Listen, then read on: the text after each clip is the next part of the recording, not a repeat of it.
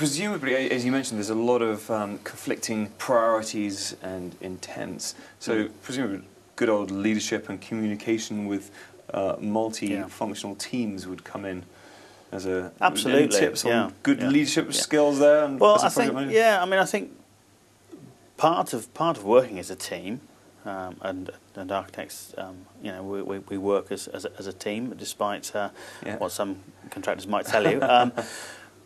I think part of that is to take on board all of those decisions and involve people in it.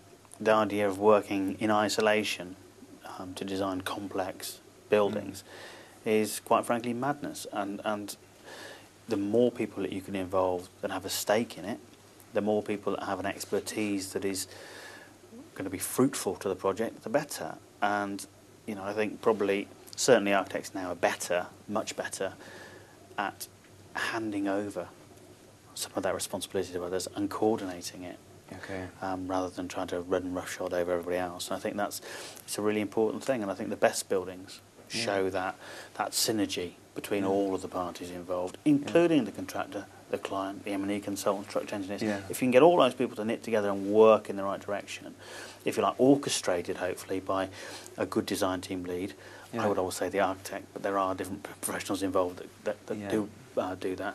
If you get that right, then you'll get the best buildings. Just as a sort of macro question again, do you go back to prison design, do you think there is a reoccurring pattern of, well, not failure, but mistakes where architects are making when it comes to prison design?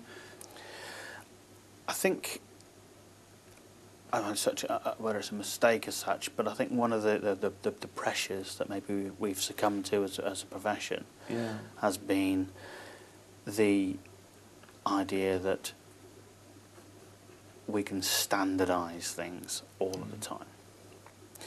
And instead of taking a view of what the limits of that might be, we've allowed it to become a standard product. So many house block designs, prison designs, ancillary designs are standard products. There's very little interpretation for local need, for local context, you know, beyond maybe the height of the ridge or the type of brick cladding that we put on it. So this modular solution, which is excellent, we've almost been driven by the technology, and we've forgotten about the whole idea about design and how design fits in together and makes that a unique and bespoke project. And I think you can see it. You can see it in sort of the newer prison estate. The idea that prisons somehow don't have to be nice environments, attractive environments. We forget that people look at them from outside as well as from inside, and that staff have to work in there and go to work there. They've become overly functional. And do you think that, talking about innovation within prison design, do you think, you mentioned the Austrian example, would you cite that as the best example of an innovative? Yes, because it was designed to suit a specific need. It was designed to suit a specific locality.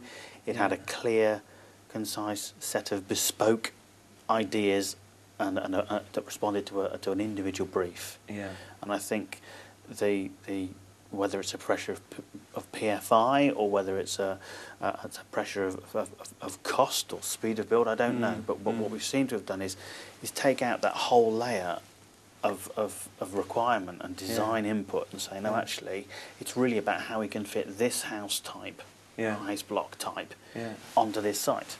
It's not about looking at the site and understanding what it might need and looking at how the best flow might go around it.